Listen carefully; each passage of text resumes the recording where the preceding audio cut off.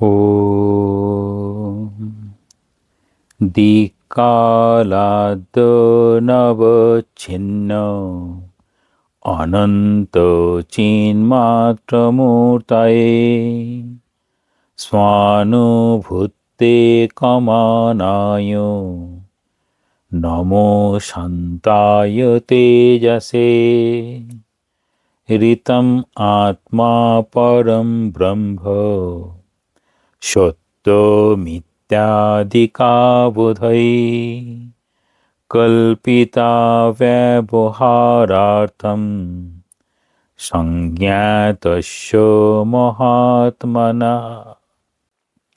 আজ যোগবাশিষ্ঠ সারের বাসনা উপশম প্রকরণের 12 নম্বর শ্লোক থেকে।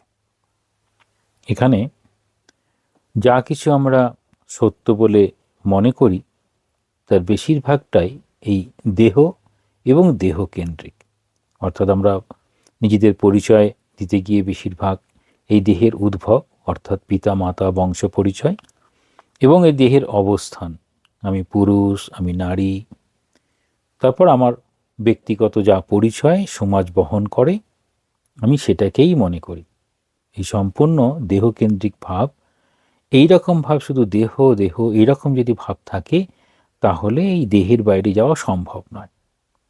কিন্তু এই সত্য বলিয়া গৃহীত দেহ যে বস্তুত অসত্য মিথ্যা, সেই বিষয়ে দৃষ্টান্ত দেবেন। কীরকম দৃষ্টান্ত দেবেন? তাহলে যেটা সত্য হবে সেটি অপরিবর্তনীয় সত্তা, তার কোনো পরিবর্তন হবে না।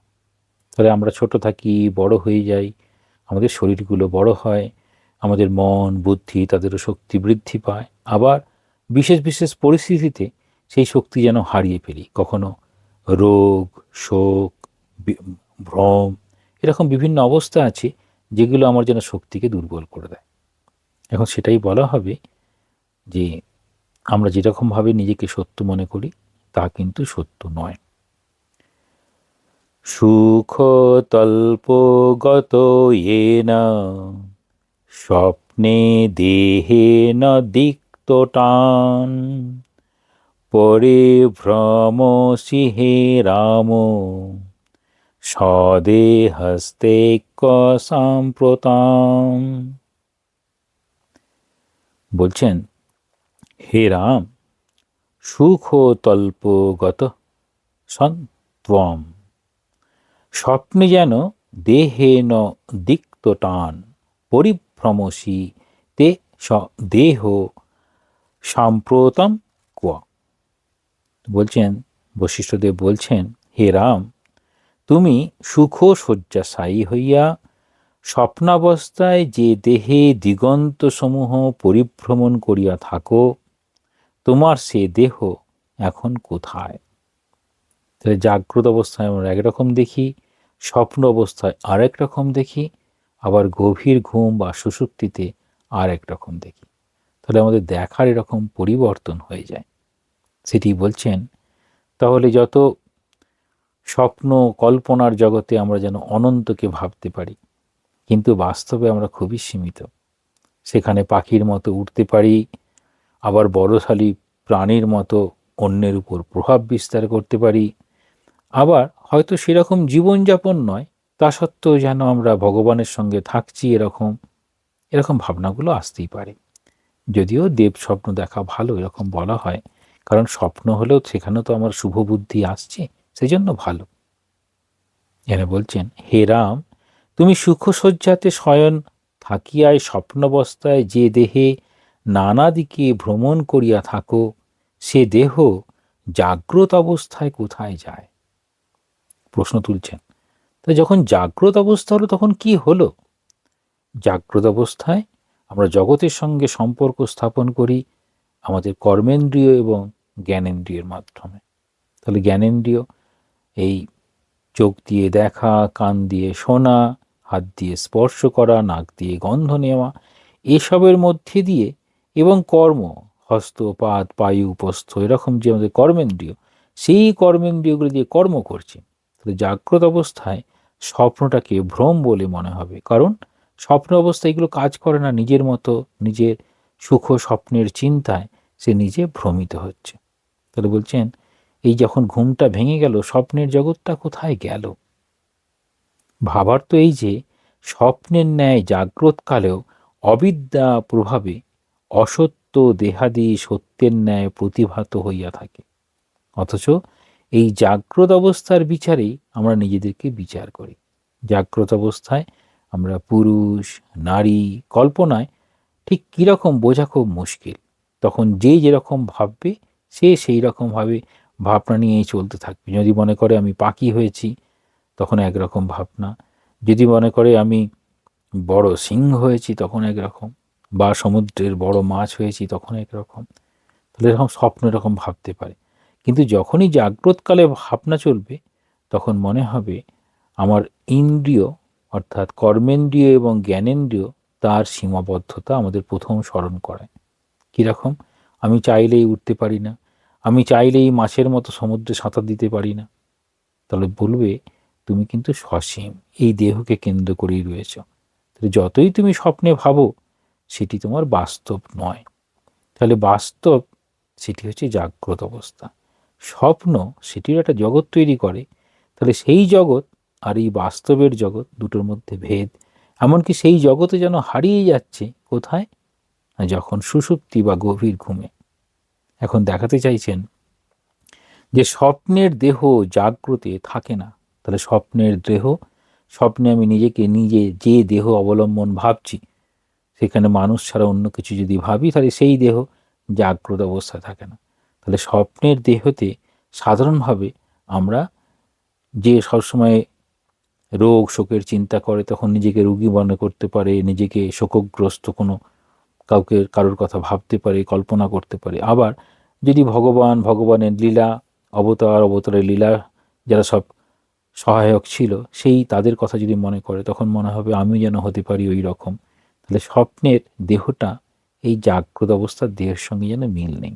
পুনঃ জাগ্রতের দেহ স্বপ্নে থাকে না। তাহলে জাগ্রত অবস্থা এবং স্বপ্ন অবস্থা দুটো যেন ভিন্ন ভিন্ন অবস্থা তৈরি করে। জাগ্রত স্বপ্নের দেহাদি সর্ব পদার্থ পরস্পর ব্যভিচারী, আগমাপায়ী, আগম অপায়ী, আগম অপায়ীয় অনিত্য তাং তিতিক্ষ স্বভারত, এরকম যেটা আসছে যেটা চলে যাচ্ছে, তাহলে আসছে এবং যাচ্ছে, এর অতএব সেটি মিথ্যা, পরিবর্তনশীল বলে মিথ্যা। কিন্তু এক আমি আত্মা বা এখানে সাক্ষী স্বরূপ যে আমি সর্বাবস্থায় এক রূপে অনুগত থাকে। তাহলে আমি জাগ্রত অবস্থা, আমি স্বপ্ন অবস্থা, আমি সুষুপ্তি অবস্থা, এই আমি সাক্ষী স্বরূপ আমি, সেটি সর্ব অবস্থায় একরকম। এইরূপ বিচার সহায়ে দেহাদি সর্বপদার্থের পারমার্থিক সত্যত্ব বোধের নিঃশেষে বিলয় ঘটিলে এক সুখস্বরূপ আত্মাতেই স্থিতি লাভ হয়। এবার বলছেন বিচার যদি করতে শুরু করি, তখন দেহ ইত্যাদি অর্থাৎ পঞ্চ কোষের কথা বলা হয়। দেহ, এই দেহ তাহলে সেটি অন্নময় কোষ, প্রাণ প্রাণময় কোষ, মন মনোময় কোষ, বুদ্ধি বিজ্ঞানময় কোষ, আর আনন্দময় কোষ। এই সব পদার্থের পারমার্থিক সত্যত্ববোধের নিঃশেষে, যখন পারমার্থিক সত্য যখন খোঁজা হচ্ছে, তখন এইগুলোতে যেন নেই পারমার্থিক বিষয়, তখন সেখানে বিলয় ঘটছে, তখন সুখস্বরূপ আত্মাতেই স্থিতি লাভ হয়। এই স্বরূপ স্থিতির নামই মোক্ষ। অর্থাৎ এই পঞ্চকোষের ঊর্ধ্বে গিয়ে যেখানে অবস্থান, সেটি হচ্ছে তুরীয় অবস্থা, সেটিকেই বলা হচ্ছে মোক্ষ। বিষয়ের সত্যত্ব বুদ্ধি চলিয়া গেলে থাকে শুধু জগতের প্রতীতি মাত্র। তাহলে জগতের প্রতীতি, কিন্তু জগৎ না। জগতের প্রতীতি, ঠাকুরের খুব সুন্দর উদাহরণ। দড়িটা পুড়ে গেছে, দড়ির আকার থাকে, সেই দড়িতে বাঁধা যায় না। জগতের প্রতীতি, কিন্তু তা প্রভাব ফেলতে পারে না। তাহলে বিষয়ের সত্যত্ব বুদ্ধি চলে গেল, থাকে শুধু জগতের প্রতীতি মাত্র। প্রাতীতিক জগৎ লইয়া ব্যবহারে শুধু বিনোদী হয়, তখন সেই রকম সে যেন বন্ধনের কারণ হয় না, সেজন্য কেবল বিনোদ। এই জন্যই যারা এই আত্মতত্ত্ব ওই রকম জ্ঞান লাভ করেন, তারা এই জগতের মধ্যে আনন্দে থাকেন। আর যারা এরকম জ্ঞানটি লাভ করতে পারেন না, তারা জগতের পরিবর্তনে, নিজের পরিবর্তনে সুখ দুঃখ এরকম দোলাচলে চলতে থাকে। বিষয়ে সত্যত্ব বুদ্ধি না থাকিলে, তাহলে বিষয়ে সত্যত্ব বুদ্ধি না থাকিলে দুঃখ অশান্তি কোথায়? তাহলে দুঃখ অশান্তি যখন বিষয়ে সত্যত্ব বুদ্ধি করছি, অর্থাৎ কাঁচা আমিতে দুঃখ অশান্তি, কাঁচা আমি এই দেহ মন প্রাণ এসবের মধ্যেই যুক্ত থাকি, সেখানে মায়িক বন্ধন, তার মায়িক বন্ধন যেখানে হবে, আমি যেমন চাইবো সেরকম চলবে, সেটি হয় না, তখন মনের দিক থেকে কষ্ট। তাহলে বিষয়ে সত্যত্ব বুদ্ধি না থাকিলে দুঃখ অশান্তি কোথায়? তাহলে এই অবস্থা হচ্ছে মায়ের ছিল। মা বলছেন, শ্রীমা সারদা দেবী, যেরকম দুঃখ অশান্তি বিষয়টা কি আমি কখনো বুঝতে পারিনি। তাহলে মায়ের এই জগতে যে সত্যত্ব বুদ্ধি, সেটি মায়ের কখনোই ছিল না। প্রতীতি মাত্র মিথ্যা দ্বৈতের খেলা দর্শনে আনন্দই হয়। প্রতীতি মাত্র, ওই দড়িটা পুড়ে গেছে, দড়ির আকারটা রয়েছে, এইরকম প্রতীতি মাত্র, যা প্রভাব ফেলতে পারে না, প্রতীতি মাত্র মিথ্যা দ্বৈতের খেলা দর্শনে আনন্দই হয়। স্বামীজি এরকম গল্প বলেছেন, ঠাকুর এরকম বলেছেন। সেরকম একজন সাধু চলেছে, ছোট ছোট ছেলেরা তার দিকে ঢিল ছুঁড়ছে, সে বলছে কিয়া রামজি কা লীলা, তার ওর মধ্যেই রামজির লীলা দেখছেন আর আনন্দ করছেন। আবার কেউ সে সেবা শুশ্রূষা করছে, তখনও সেই রকম দেখাচ্ছেন। যিনি ওই জায়গায় পৌঁছেছেন তার কাছে কীরকম বোধ হয়। ঐন্দ্রজালিকের মিথ্যা ক্রীড়া দর্শনের সকলের বিনোদ মাত্রই হয়, কোনো দুঃখ বা বিক্ষেপ হয় না। কথামৃতে আছে, ওই জাদুকর সত্য, জাদুকরের খেলাগুলো সব মিথ্যা। তাহলে ঐন্দ্রজালিক যে খেলাগুলো চলছে, সেই খেলাগুলো যিনি খেলাচ্ছেন তিনি সত্য, বাকি খেলাগুলো মিথ্যা। অর্থাৎ আমরা যে ক্রিয়া দর্শন করছি, যখন আমাদের কাছে জ্ঞান লাভ হবে তখন সবগুলো, তখন মনে হবে সত্যিই জগৎটা এরকম মজার টুটি। জাগ্রত স্বপ্ন সুষুপ্তি, এই অবস্থাত্রয়ের বিচার যখন বিচার করছে, সেই বিচারই সর্ববেদান্তের মূল ভিত্তি। তাহলে সব বেদান্তের মূল ভিত্তি কি? জাগ্রত। জাগ্রত অবস্থায় কি দেখা হয়? জাগ্রত অবস্থায় দ্বৈতবোধ, সব কিছু দুই দুই দুই দুই। স্বপ্ন অবস্থায় অনেকটা বিশিষ্টাদ্বৈতের মতো, সেখানে আমি যেন সব কিছু রচনা করছি, তার সঙ্গে নিজের সঙ্গে সম্পর্ক। আর জাগ্রত অবস্থায় প্রত্যেকেই যেমন যেমন দেখছি তেমন তেমন। তাহলে সেখানে জড় জীব, এই জগৎ আমাদের খুব আপনার মানুষ সেরকম নয়, এরকম বোধ। তারপর যখন ঘুমিয়ে গেলাম, সুষুপ্তি, যখন সব থেমে গেছে, সেখানে যে একই যেন একাকার হয়ে গেছে, অদ্বৈত ভাব। তাহলে এই জাগ্রত যেন দ্বৈত ভাব, স্বপ্ন যেন বিশিষ্টাদ্বৈত, সুষুপ্তি যেন অদ্বৈত। তো এরকমভাবে বোঝার চেষ্টা করলে সুবিধা হয়। এই অবস্থাত্রয়ের বিচারই সর্ববেদান্তের মূল ভিত্তি। তাহলে বেদান্তের মূল ভিত্তি তিনটি অবস্থা দিয়ে বোঝানো হচ্ছে। এই অবস্থাত্রয় আমাদের প্রাকৃতিক পাঠশালা। তাহলে প্রাকৃতিকভাবে আমাদের যেন পাঠশালায় ফেলে দিয়েছে প্রত্যেককে। যদি আমরা বিচার করি, আমি সেই জ্ঞানে উপনীত অবশ্যই হব। এই পাঠশালায় আমাদের শিক্ষণীয় এই বিচার। এই পাঠশালার মধ্যে কোনটা? এই বিচার। কোন বিচার? জাগ্রত স্বপ্ন সুষুপ্তি, এই তিন অবস্থায় নিজে যদি বিচারটাকে ধরে রাখতে পারি। ইহা কোনো দেশ কাল বা সম্প্রদায় বিশেষে আবদ্ধ বা সীমিত নয়। কেন না, প্রত্যেকের কাছে এই জাগ্রত অবস্থায় জগৎ আছে, স্বপ্নাবস্থার জগৎ আছে, আবার জগতের লেশমাত্র নেই সুষুপ্তি অবস্থায় গভীর ঘুমে। তাহলে বলছেন, তাহলে দেশ কাল সম্প্রদায় নারী পুরুষ সকলের কাছেই এইটি রয়েছে, এই শিক্ষণীয় এই বিচার। ইহা সার্বজনিক, তাহলে সবার জন্য এটি রয়েছে। স্বানুভূত এই অবস্থাত্রয়ের বিচার সহায়ে পুরুষ বা জীব স্বস্বরূপভূত পরম তত্ত্বের উপলব্ধি করিয়া কৃতকৃত্য হইতে পারেন। তাহলে যদি আমরা চাই, এখানে পুরুষ বা জীব, মানুষ, ভক্ত, অনুরাগী বা সাধক, প্রত্যেকের কথাই বলা হচ্ছে, এই অবস্থাটা যদি খুব ভালো করে বিচার করা যায়, তাহলে এই পরম তত্ত্বের উপলব্ধি করে নিজের জীবনটা কৃতার্থ করতে পারে। এরপর বলছেন, দেহাত্মবুদ্ধি সর্বতোভাবে পরিত্যাজ্য। সেটা বলছেন, কি বলছেন? 13 নম্বর শ্লোক, বাসনা উপশম প্রকরণ, 13 নম্বর শ্লোক। দেহোহমিতি ধিত্যজ্যায় সর্বনাশেপ্যুপস্থিতে স্পষ্টব্যসানভব্যেন স্বস্য মাংসেব পুলকসে। সর্বনাশে উপস্থিতে অপি অহম দেহ ইতি ধিত্যজ্য সা স্ব মাংসা পুলকসি ইব সা ভব্যেন ন স্পষ্টব্য। তাহলে এরকমভাবে বলছেন, কি বলছেন? সর্বনাশ উপস্থিত হইলেও আমি দেহ এই বুদ্ধি সর্বদা পরিত্যাজ্য। বলছেন একজন মানুষ বা একজন অনুরাগী ভক্ত বা সাধক তিনি কতদূর পৌঁছেছেন। বলছেন হঠাৎ করে যদি বিপদ উপস্থিত হয় তখন তার অবস্থা দেখে, তার মানসিক এবং তিনি যে পদ অবলম্বন করছেন, তাহলে মানসিক অবস্থা এবং তার বিচার্য গ্রহণীয় পথ, এটি দেখে বোঝা যায় তার আধ্যাত্মিক উন্নতি কীরকম হয়েছে। সেটি বলছেন সর্বনাশ। তাহলে সর্বনাশ উপস্থিত হলো, হঠাৎ করে কিছু একটা হয়ে গেল, তখন তিনি কি করছেন? সর্বনাশ উপস্থিত হইলেও আমি দেহ এই বুদ্ধি সর্বদা পরিত্যাজ্য। কুকুর মাংস গৃহীত হস্তা চণ্ডালী যেরূপ অস্পৃশ্যা, মুমুক্ষু সাধু দেহাত্মবুদ্ধিকে সেই রূপ দূর হইতেই পরিত্যাগ করিবেন। কি বলছেন?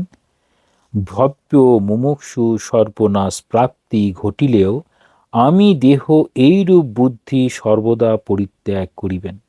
একটা উদাহরণ দিচ্ছেন তৎকালীন সমাজের সাপেক্ষে।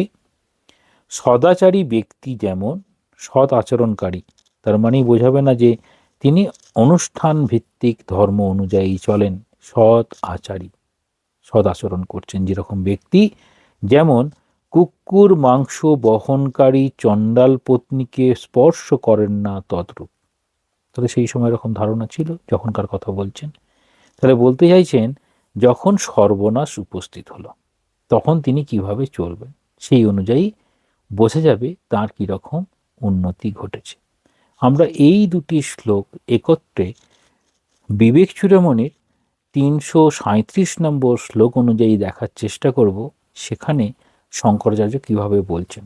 কারণ শঙ্করাচার্য পরবর্তীকালে তো সেখানে এটি আরও সুন্দরভাবে বোঝানোর চেষ্টা করেছেন এই বিষয়টি।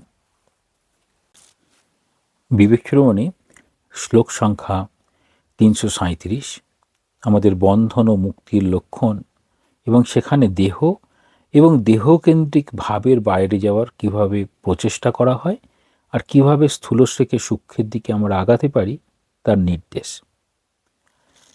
দেহাদি সংশক্তি মত ন মুক্তির মুক্তস্য দেহাদ্যোভিমত্ত ভাবঃ সুপ্তস্য ন জাগরণম ন জাগ্রত স্বপ্নো ত্বয়োরভিন্ন গুণাশ্রয়ত্বাৎ। বলছেন দেহাদি সংশক্তি মতঃ, দেহ ও দেহকেন্দ্রিক বিষয়ে আসক্তি সম্পন্ন ব্যক্তির মুক্তি না, মুক্তি হয় না। তাহলে প্রথমেই বলছেন দেহ এবং দেহকেন্দ্রিক বিষয়ে যাদের আসক্তি আছে তাদের মুক্তি হয় না। মুক্তস্য, মুক্ত ব্যক্তির দেহাদি অভিমতি অভাব, দেহ ইত্যাদিতে অহং বুদ্ধির অভাব হয়। তাহলে ঠাকুরের যখন শরীর খুব খারাপ, খেতে পাচ্ছেন না এইরকম, তখন তাকে কেউ ওই জন্য এসে জিজ্ঞাসা করছেন আপনি মাকে বলুন না। তখন বলছেন এটাকে ত্যাগ করেছি, সেই হাড় মাংসের মধ্যে ওর মনটাকে নামাবো। আবার একই কথা যখন স্বামীজি তখন নরেন্দ্রনাথ বলছেন, তখন বলছেন না মা দেখিয়ে দিয়েছেন তুই এত মুখে খাচ্ছিস। তাহলে নরেন্দ্রনাথের জন্য একরকম উত্তর, সেটা বেদান্ত মতে অদ্বৈত ভাবের উত্তর। আরেকজনকে দেখাচ্ছেন যে এই দেহের মতো থেকে বাইরে মনটা এনেছি বলেই আমি পুরো মনটাকে ভগবানের পাদপদ্মে দিতে পেরেছি, সেই জন্য সেই মনটাকে নিয়ে আর দেহের মধ্যে দিতে চাইছি না। এখানে বলছেন দেহাদি অভিমতি অভাব, দেহ ইত্যাদিতে অহং বুদ্ধির অভাব হয়। সুপ্তস্য জাগরণম ন, ঘুমন্ত ব্যক্তির জাগ্রত অবস্থা হয় না।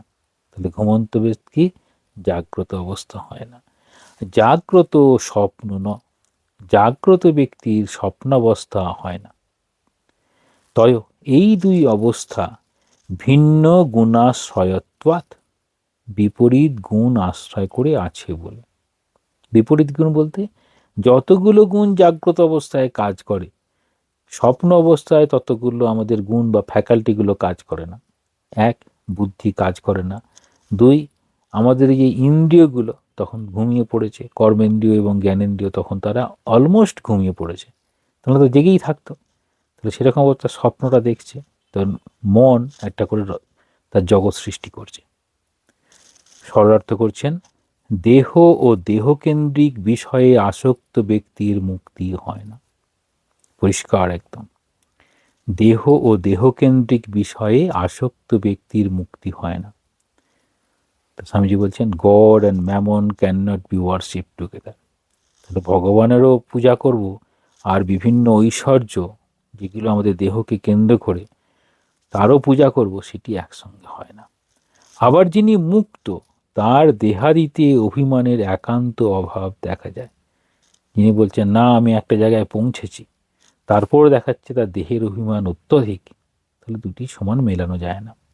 যেমন একই ব্যক্তি একসঙ্গে ঘুমিয়ে আবার জেগে থাকতে পারে না, তাহলে ঘুমিয়েও আছে জেগেও আছে। সেই ছোটোবেলায় আমরা করি কীরকম, মা ডাকছে যেন ঘুমানোর ভান করছে, সব শুনছে কিন্তু ঘুমানোর ভান করছে, সেটি নয়। তাহলে ঘুমানো এবং জেগে থাকা একসঙ্গে হতে পারে না, কারণ স্বপ্ন অবস্থা ও জাগ্রত অবস্থা এই দুটি বিপরীত গুণসম্পন্ন অবস্থা। তাই দুটি বিপরীত গুণসম্পন্ন অবস্থা। তেমনি দেহাদিতে আসক্তি ও অনাসক্তি একসঙ্গে কখনো থাকতে পারে না। তাহলে দেহতে আসক্তিও আছে, অনাসক্তিও আছে, এরকম থাকতে পারে না। কিন্তু কখনো কখনো দেখা যায় দেহেতে আসক্তি আছে, অনাসক্তি আছে। কীরকম? এই যে আমাদের বঙ্গে প্রচলিত চৈত্র মাস বৈশাখ মাসের এই ট্রানজ্যাকশান ফেজে গাজন হয়, গাজনে সাধু হয়, সেখানে দেখা যায় এই দেহেতে আসক্তি আবার তাতে অনাসক্তি করে না খেয়ে থাকা, কাঁটার উপর দিয়ে হাঁটা, তারপর অনেক বাড়ের মধ্যে ঝোলাঝুলি করা, যেন এই দেহটাকে দেহবোধের যেন বাইরে চলে যাওয়ার চেষ্টা। তো সেটা কি যেন কিছুদিনের জন্য অভ্যাস, কিন্তু সেই সময় কি তার দেহে আসক্তি থাকে? বলছেন না, যখন যে ভাবে থাকে আমাদের ভাবনা অনুযায়ী যেন শরীরটা চলতে থাকে। তাহলে দেহাদিতে আসক্তি এবং অনাসক্তি একসঙ্গে থাকছে কি না? একসঙ্গে থাকতে পারে না। কারো হয়তো দীর্ঘস্থায়ী হয়, কারো হয়তো ক্ষণস্থায়ী হয়। যেমন কোনো তীর্থক্ষেত্র অবলম্বনে খালি পায়ে চলেছে, যখন যাচ্ছে কোনো অসুবিধা নেই, ফিরে আসার পরে পায়ে ব্যথা। যখন যাচ্ছিল তখন কেন পায়ে ব্যথা ছিল না? বলছি তখন মনটা আর দেহের মধ্যে ছিলই না, যেন একটা ভাবের আবেশের মধ্যে যেন চলেছে। অনেকে ভাবের ঘোর বলে, ওটা আবেশ। ওই ভাবনার মধ্যে সে আর বেরোতে পারে না, ওই ভাবনার মধ্যেই থাকে। তখন তাদের দেহবোধ অতিক্রম করে দিয়ে অসম্ভব সব কর্ম করে। সারা রাত্রি হয়তো হেঁটে চলেছে, গিয়ে সেখানে পূজা দিয়ে আবার ফিরে আসছে, সেখানে আবার দণ্ডি কাটা থাকে। সেরকম একটা যে শুয়ে পড়ে, আবার ওঠে, আবার শুয়ে পড়ে, তারপর একটা করে দাগ দেয়, দিতে দিতে চলেছে, দণ্ডি কাটা বলে। তো এরকম করে করে যেন দেহবোধ থাকলে কি পারবে? বলছেন না, খালি ঠাকুরের নামে ওরকম ভাবনা নিয়ে তখন চলেছে। তাহলে বলছেন একসঙ্গে হয় না। তাহলে একটার পর একটা পরম্পরাতে হতে পারে সেই সময়ের জন্য।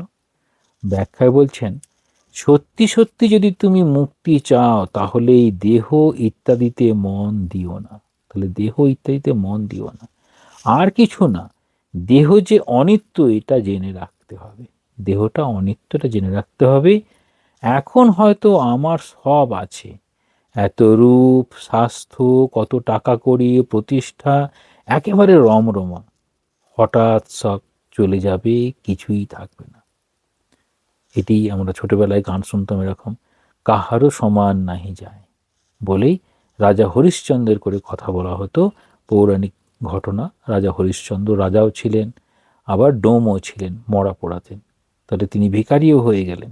তাহলে কত শাস্ত্র, টাকা কড়ি, প্রতিষ্ঠা সব থাকবে, একেবারে রমরমা, হঠাৎ করে সব চলে যাবে।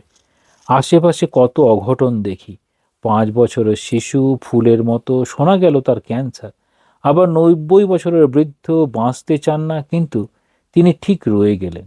অঘটন ঘটন পটীয়সী মায়া, যা ঘটবার নয় তাই ঘটাচ্ছেন। এই সব মায়ার খেলা, সংসার জন্য একটা ক্যাওয়াস। কি যে ঘটছে আর কি যে ঘটছে না তার কোনো ঠিক ঠিকানা নেই। তবু মনে রাখতে পারি না যে এসব অনিত্য। কেন অনিত্য মনে রাখতে পারি না? এটা হচ্ছে ভগবানের লীলা। তিনি মনে করাতে চাইবেন না। তিনি চাইবেন ওই বুড়িকে ছুঁয়ে দিলে তো আর খেলা হবে না। তিনি খেলা করছেন আর আমরাও তাতে মেতে আছি। তাই শাস্ত্র বলছেন, দেখেও যদি না দেখো তাহলে তোমারই ক্ষতি। জাগা লোককে কি করে জাগানো যায়? ভুল করো না, যা মিথ্যা অনিত্য তাকে তাই বলেই জানো। এখানে কিরকম বলছেন? দেহাদি সংশক্তি মতো ন মুক্তি। মুক্তি চাইছ? তাহলে বাপু এই দেহাদির প্রতি যে আকর্ষণ, সেটাকে তুমি দূর করো। এটি মোহমুদকর বা ভজগোবিন্দমে শঙ্করাচার্য বলছেন, এরকম দেহের প্রতি কীরকম আকর্ষণ আসে, সেই আকর্ষণের বাইরে কিভাবে যাওয়া যায়। দেহাদি সংশক্তি মতো, সংশক্তি মনে আসক্তি, সংশক্তি মতো মানে আসক্তিমান। যার দেহের প্রতি আসক্তি, দেহ আর দেহকেন্দ্রিক যা কিছু, তাতেই যার মন, তার ন মুক্তি, মুক্তি নেই। দেহে আবদ্ধ থাকলে হবে না, বিচার করতে হবে আমি কে, দেহ না দেহ নই, তবে কি মন না মন নই। এমনি করে নীতি নীতি করে বিচার করতে হবে, দেহ নয় মন নয় বুদ্ধি নয়। এমনি করে স্থূল থেকে সূক্ষ্ম, সূক্ষ্ম থেকে সূক্ষ্মতর করতে করতে আমরা আত্মায় গিয়ে থামব। তখন সব পেয়েছি।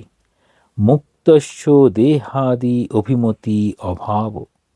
যে মুক্ত ব্যক্তি, তার দেহ ইত্যাদির প্রতি আকর্ষণ নেই, অভিমতি নেই, অর্থাৎ জগতের প্রতি তার কোনো আকর্ষণ থাকবে না। এটি ঠাকুর বারবার বলতেন যে তোমার ভুবন মোহিনী, এই যে ভুবন মোহিনী যে মায়া, ভুবন মোহিনী যে রূপ, তাতে মুক্ত করো না। আমাদের এই মুক্তির অবস্থাটা কি সুন্দর।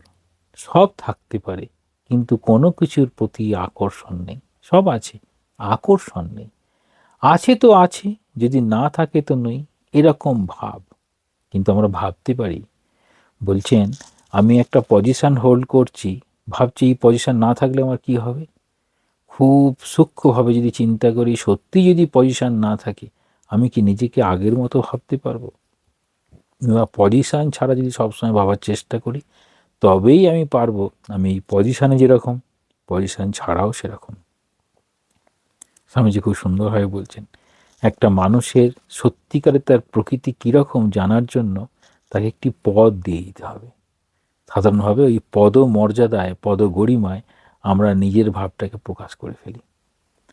সুপ্তস্য ন জাগরণম ন জাগ্রত স্বপ্ন। আমি একই ব্যক্তি, একই সঙ্গে একই সময়ে জেগেও আছি আবার ঘুমিয়েও আছি, এটা তো হয় না। তেমনি মুক্ত আর বদ্ধ দুই বিপরীত মেরুতে দাঁড়িয়ে আছে। তাহলে মুক্ত আর বদ্ধ দুটি বিপরীত মেরু।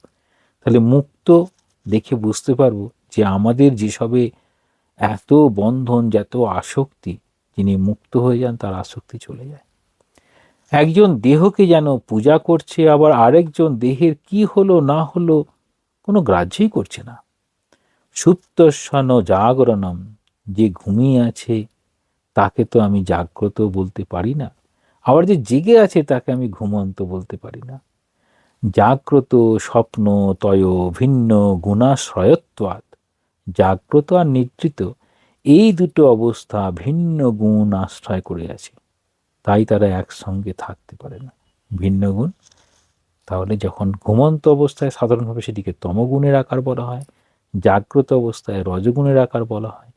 আর তার নিজের যে প্রকৃতি, অর্থাৎ সত্য রজতম মিলিয়ে যেরকমভাবে আছে, সেই অনুযায়ী সে জাগ্রত অবস্থায় কর্ম করবে, সেই অনুযায়ী সে স্বপ্ন অবস্থায় স্বপ্ন দেখবে। কিন্তু প্রধানত যেটি, সেটি পাল্টে যায়। তাই জন্য তারা একসঙ্গে থাকতে পারে না।